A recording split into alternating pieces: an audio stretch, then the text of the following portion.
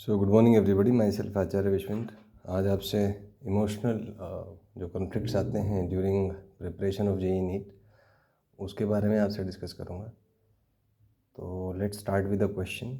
अपने आप से क्वेश्चन पूछें कि एक मिनट में कितने सेकंड होते हैं, and feel what goes inside your mind brain system while answering this question. Next question, अपने आप से पूछें 1 घंटे में कितने सेकंड होते हैं।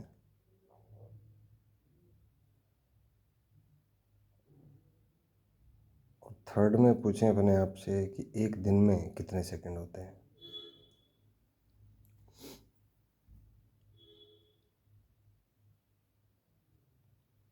तो आई थिंक अब तक आपने कैलकुलेट कर लिया होगा। 1 मिनट में 60 सेकंड होते हैं, 1 घंटे में 3600 सेकंड होते हैं, और एक दिन में 86,400 सेकंड होते हैं। तो यहाँ से आपने फील किया होगा कि इन तीनों प्रोसेस में थर्ड वाला सबसे कॉम्प्लेक्स है। इसमें ज़्यादा कैलकुलेशंस हैं, ज़्यादा प्रेशर पड़ता है आप पे। 1 वाला सबसे सिंपल है, लीस्ट कॉम्प्लेक्स है। तो आप ऐसे देखें कि जब भी हम किसी क्वेश्चन को सॉल्व करते हैं तो depending on the type of the question हमारे माइंड ब्रेन सिस्टम को अलग अलग फीलिंग्स होती हैं, और उन फीलिंग्स को अपन कैसे मैनेज करते हैं उसी से डिसाइड होता है कि हम कोई एग्ज़ाम क्रैक कर पाएंगे कि नहीं। स्पेशली जैसे हमारे देश के कॉम्पिटिटिव एग्ज़ाम्स है, जेईई और नीट। तो सारा जो गेम है वो है कि हम क्वेश्चंस को देख के कैसे हम किस अप्रोच के थ्रू उनको सॉल्व करते हैं। तो यहाँ से बात स्टार्ट करें। जब भी आप किसी एग्ज़ाम की प्रिपरेशन कर रहे हैं तो सबसे पहला स्टेप है उसके पैटर्न्स को देखें, PYQs रेफ़र करें, सी द पैटर्न। देखें कि वो एग्ज़ाम किस पैटर्न के लिए आपको चेक करता है, ब्रेन के किस पैटर्न को डिकोड करता है, और कैसे आप उसमें सक्सेसफुल हो सकते हैं, कैसे आप उसको क्रैक कर सकते हैं। तो जहाँ तक कोई भी कॉम्पिटिटिव एग्ज़ाम आप ले लीजिए, वो एक्चुअल में आपके माइंड ब्रेन सिस्टम की टेस्टिंग है। Testing in various dimensions like your memory recalling power, your calculation, your visualisation, your analytical skills. But ultimately any competitive exam is the testing mechanism of the mind brain system of a student। तो आप JEE का exam दें, NEET का दें, UPSC दें, NDA दें, ultimately हर competitive exam आपके mind brain system की ही टेस्टिंग है। और उसमें वही बच्चे सफल हो पाते हैं जिनके माइंड ब्रेन सिस्टम ने उन क्राइटेरियाज़ पे काम करना सीख लिया है, which are able to create the output as per the demand of the exam. तो it's more about adaptability. So यहाँ से चीज़ें स्टार्ट होती हैं। तो सबसे पहले तो ये है कि अगर आप चाहते हैं कि आप किसी प्रकार के इमोशनल कॉन्फ्लिक्ट में ना पड़ें, और थोड़ा बहुत तो इमोशनल कॉन्फ्लिक्ट होता ही है क्योंकि एग्ज़ाम प्रेशर थोड़ा बहुत तो रहेगा ही, आप कैसे भी बात बना लें। लेकिन यदि आप एक सर्टेन तरीके से काम करते हैं, सर्टेन तरीके से सोचते हैं, तो आप अडाप्टिव हो जाते हैं एग्ज़ाम एनवायरनमेंट से। तो आप एग्ज़ाम में कंफर्टेबली बिना डिस्ट्रैक्शन के एटलीस्ट वर्क कर सकते हैं।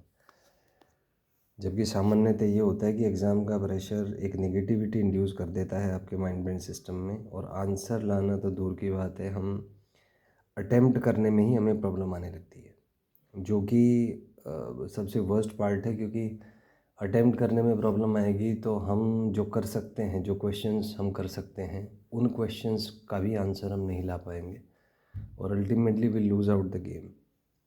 So the dealing strategy for dealing with emotional conflicts during preparation of competitive exam is to observe things going on inside you and try to be adaptive to the requirements of the exam।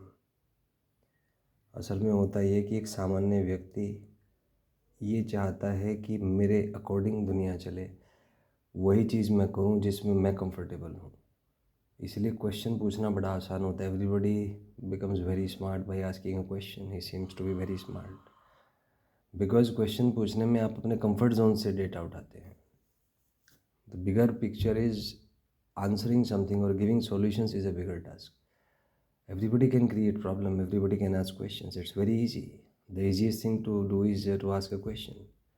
And the toughest thing is to answer that, to give solutions to that. Because that, the journey from asking questions to giving answers involves emotional conflicts.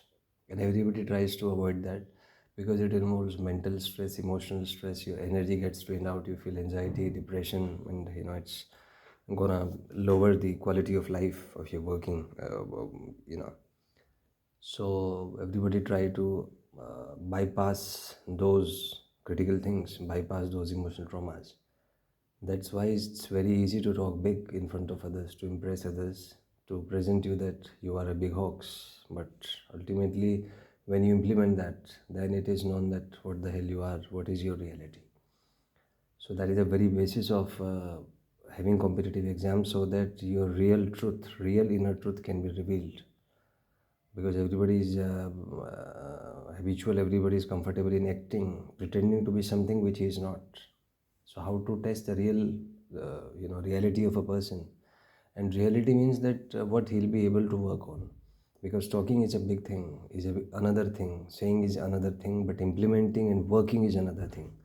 And any person should be judged on the basis of his work, what he is doing. Because if he is doing something, then it means he is able to deal with the emotional conflicts that will arise in his mind and system. आपने देखा होगा कि बातें करना बहुत आसान है, सब बड़ी बड़ी बातें करते हैं कि हम ये हैं, हम वो हैं, हम बहुत बहादुर हैं. मान लीजिए एक एग्जांपल ले लीजिए. अक्सर लोग अपने बारे में, बहादुरी के बारे में बातें बताते हैं कि मैं बहुत बहादुर हूँ, या मैं बहुत इंटेलिजेंट हूँ, या मैं ये हूँ, या मैं वो हूँ. और वो केवल बातें बनाते रहते, बोस्टिंग जिसको कहते हैं. ह्यूमन नेचर है, it is one of the perspective of human nature. But reality is judged by the situation. 3 व्यक्ति हैं, उसमें से कौन बहादुर है ये पता लगेगा जब सिचुएशंस आएंगी. सिचुएशंस में आप क्या करते हैं, तो जो आप करते हैं वही आपकी रियलिटी है. जो आप कहते हैं उसमें से 99.99% बातें फेक होती हैं, जस्ट अपना एक इमेज क्रिएट करने के लिए होती हैं. तो एग्ज़ाम, कॉम्पिटिटिव एग्ज़ाम्स लेने का कारण यही है कि आपके अंदर का ट्रुथ पता लगे, ताकि आप काम कर पाएँ रियलिटी में. बिकॉज़ आपने बातें बहुत बड़ी की, पर इम्प्लीमेंटेशन आपका ज़ीरो है, एग्जीक्यूशन ज़ीरो है. तो उसमें अगर आप किसी भी कंपनी में सेलेक्ट होंगे, या किसी भी अच्छे एजुकेशन इंस्टीट्यूट में आप जाएंगे और आप काम कर नहीं पाए, तो आप पे कोई क्यों इन्वेस्ट करेगा. वो सारा पैसा वेस्ट ऑफ टाइम होगा, वेस्ट ऑफ मनी होगा. तो इसलिए ये बात पहले से दिमाग में डाल के चले कि कॉम्पिटिटिव एग्ज़ाम आपको अंदर से टेस्ट करेगा कि रियलिटी में आप क्या हैं. प्रॉब्लम्स देखने के बाद आपका माइंड ब्रेन सिस्टम कैसे रिएक्ट करता है, तो फिर आप आगे इसमें अडॉप्ट कर पाएंगे. अब इसकी एनालिसिस बताऊं. मान लीजिए कोई भी स्टूडेंट आप ले लीजिए तो उस स्टूडेंट को अगर हम अंदर से देखें तो उसमें एक ब्रेन है, एक माइंड, और इनका कोऑर्डिनेशन जो ब्रेन वेव्स के थ्रू होता है.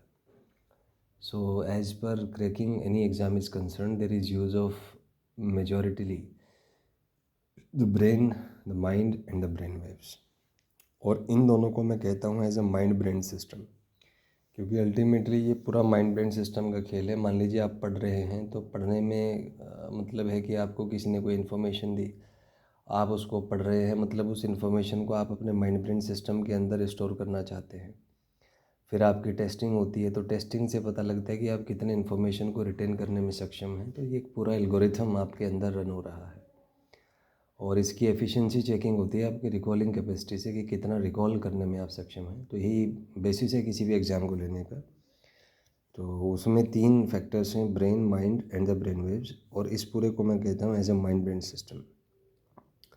अब यहाँ पे क्वेश्चन ये आता है, किसी भी एग्ज़ाम को अगर आपको क्रैक करना है, तो उसके लिए आपका जो माइंड ब्रेन सिस्टम है वो एडवांस्ड होना चाहिए, कॉम्प्लेक्स एंड एडवांस्ड. तभी आप उस एग्ज़ाम को क्रैक कर पाएंगे. क्योंकि अगर आपका माइंड ब्रेन सिस्टम वीक है, सिंपल है, तो आप एग्ज़ाम क्रैक नहीं कर पाएंगे. तो यहाँ पे सारा पॉइंट जो है वो एग्ज़ाम क्रैक करने का इस बात पे है कि आपका माइंड ब्रेन सिस्टम किस तरीके से काम करता है. जितना बेहतर, जितना एडवांस्ड आपका माइंड ब्रेन सिस्टम होगा, उतना बेहतर आप परफॉर्म कर पाएंगे.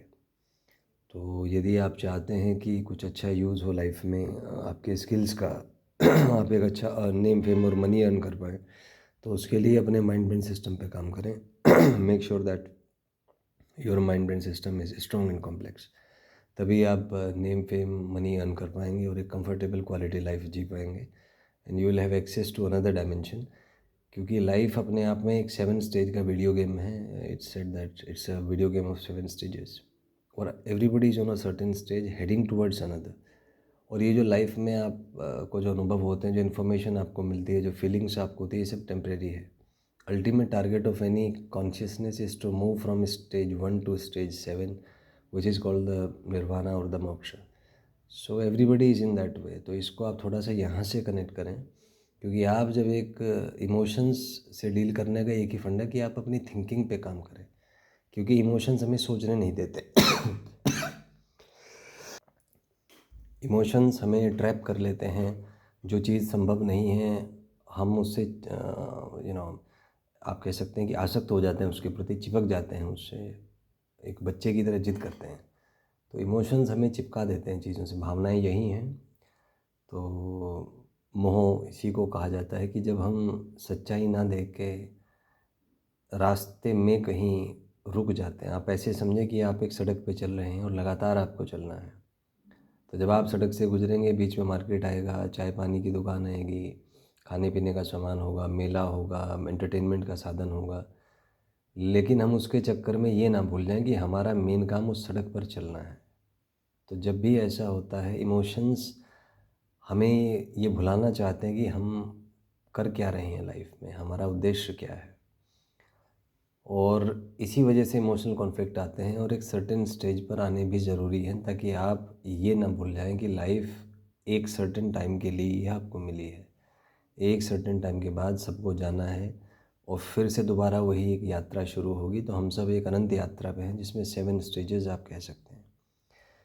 तो यदि आप अपने थिंकिंग पे थोड़ा सा काम करें, तो धीरे धीरे आप देखेंगे कि इमोशनल ट्रैप से आप बाहर आ जाएंगे, और बिना विचारों में उलझे, बिना इमोशंस में उलझे आप काम करने में सक्षम होंगे। तो यही इस वीडियो को बनाने का उद्देश्य था कि इमोशनल कॉन्फ्लिक्ट से यदि आप बचना चाहते हैं, तो थोड़ा सा अपनी थिंकिंग स्किल्स पे काम करें।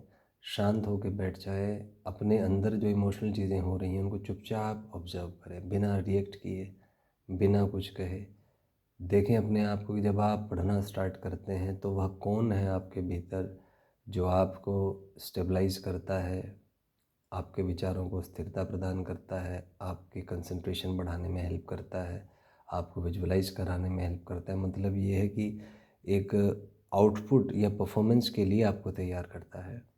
और ऐसा भी कुछ है आपके अंदर जो इसका उल्टा करेगा, आपको डिस्ट्रैक्ट करेगा, आपका स्पीड बढ़ाएगा, आपको कोशिश करेगा कि आप इमोशनली डिस्टर्ब हो जाए। तो ये सारी चीज़ों की खुद एनालिसिस करें, अपने खुद के भीतर देखें कि कौन से फैक्टर्स आपको सपोर्ट करते हैं और कौन आपको अपोज करता है। और लाइफ ऐसी ही है, अंदर देखें अपने या अपने बाहर देखें, हमेशा कुछ फैक्टर्स आपको अपोज करेंगे, कुछ सपोर्ट करेंगे और कुछ न्यूट्रल रहेंगे।